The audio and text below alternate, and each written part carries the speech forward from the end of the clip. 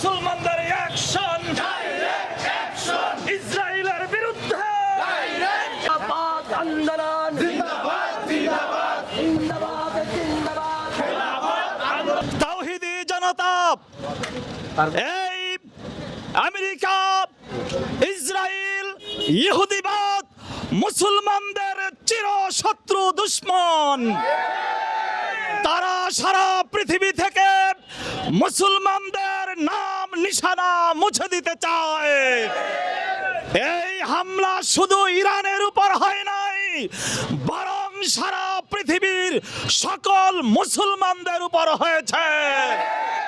আমরা এই হামলার তীব্র নিন্দা এবং প্রতিবাদ জানাচ্ছি। আয়াতুল্লাহ খমিনিকে নির্মমভাবে বোমা হামলা করে হত্যার মতো এই জঘন্য ঘটনার খুব প্রকাশ করছি। সারা দুনিয়ার সকল মুসলমান ঐক্যবদ্ধ হয়ে এই খমিনি হত্যার প্রতিশোধ গ্রহণ করব ইনশাআল্লাহ। আমি সারা দুনিয়ার সকল মুসলমানদেরকে ঐক্যবদ্ধ হয়ে ইসরায়েল এবং আমেরিকার বিরুদ্ধে জিহাদ ঘোষণা করার জন্য আহ্বান জানাচ্ছি। নারে তাকবীর! বিশ্ব মুসলিম অস্ত্র ধরো, মুসলমানদের রক্ষা করো। অ্যাকশন, মুসলমানদের অ্যাকশন। ইনকিলাব ইনকিলাব, জিন্দাবাদ জিন্দাবাদ। দুনিয়ার মুসলিম, দুনিয়ার মুসলিম এক হও, জিহাদ করো। নারে তাকবীর! সংগ্রামী তাওহীদি জনতা, রাস্তায় বেশিক্ষণ দাঁড়াইলে যানজট সৃষ্টি হয়। আমরা জনগণের দুর্ভোগ সৃষ্টি করতে চাই না। আমেরিকা এবং ইসরায়েলের যৌথ হামলার আমরা তীব্র নিন্দা এবং প্রতিবাদ জানানোর জন্য আমরা রাস্তায় নেমেছি। আপনারা জানেন, পবিত্র রমজান মাসে আবু জাহেলের গোষ্ঠীরা মদিনার মুসলমানদের উপরে হামলা চালিয়েছিল, তখন বদরের যুদ্ধ কায়েম হয়েছিল।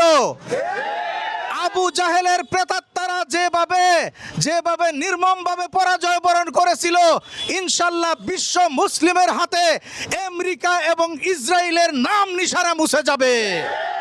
এখন বক্তব্য রাখছেন খেলাফত আন্দোলনের কেন্দ্রীয় নায়েবে আমির মাওলানা মুজিবুর রহমান হামিদি।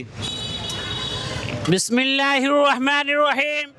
সংগ্রামী তাওহীদি জনতা, ইরানের উপর ইসরায়েল এবং মার্কিন যে হামলা করেছে, এই হামলা হচ্ছে রাষ্ট্রীয় সন্ত্রাস। এই হামলা হয়েছে আগ্রাসী হামলা। এই হামলায় প্রমাণ করে আমেরিকা এবং ইসরায়েল সারা বিশ্বের মধ্যে অশান্তিকে ছড়িয়ে দিয়েছে। এই হামলা শুধু মধ্যপ্রাচ্যের উপরে নয়, এই হামলা শুধু ইরানের উপরে নয়, গোটা বিশ্বের উপরে এই আগ্রাসী হামলা। এই আগ্রাসী হামলার দাঁত ভাঙার জবাব দিতে হবে। আমেরিকা একে একে সকল মুসলিম রাষ্ট্রকে ধ্বংস করেছে। এখন যদি তারা সফল হয়, দেখা যাবে তারা একক বিশ্বের মোড়লগিরি করবে। আমেরিকার মোড়লগিরি আর পৃথিবীতে চলবে না।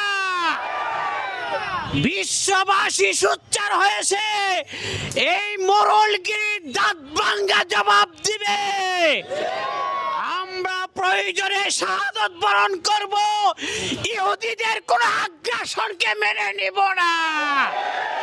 অবিলম্বে ইরানের উপরে যে হামলা করা হয়েছে তা বন্ধ করতে হবে এবং জাতিসংঘের কর্তব্য হবে আমেরিকাকে বিচার করা, ইসরায়েলকে নেস্তেনাবুদ করে দেওয়া। আর যদি তারা এটা করতে ব্যর্থ হয় সেই জাতিসংঘের কোনো প্রয়োজন নেই। আমরা অতীতে দেখেছি যেখানে মুসলমানদের স্বার্থ আছে সেখানে জাতিসংঘ থাকে না, যেখানে ইহুদিদের স্বার্থ সেখানে জাতিসংঘ তাদের পক্ষ নেই। অতএব এই ইহুদিদের সংগঠন জাতিসংঘ আমরা চাই না, মুসলিম বিশ্বকে পৃথক জাতিসংঘ করতে হবে। আমরা আমাদের সরকারের কাছে আহ্বান জানাচ্ছি অবিলম্বে রাষ্ট্রীয়ভাবে আমেরিকা এবং ইসরায়েলি সন্ত্রাসের জবাব দেন।